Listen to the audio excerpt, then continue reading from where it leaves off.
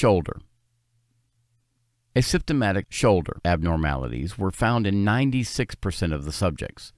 The most common were subacromial subdeltoid bursal thickening, acromioclavicular joint osteoarthritis, and supraspinatus tendinosus.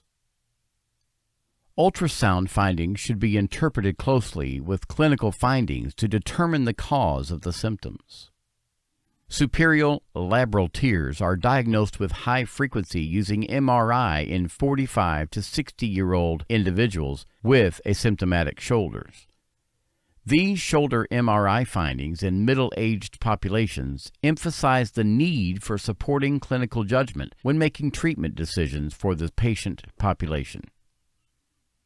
To avoid overtreatment, physicians should realize that superior labral tears diagnosed by MRI in individuals between the ages of 45 and 60 years may be normal age-related findings.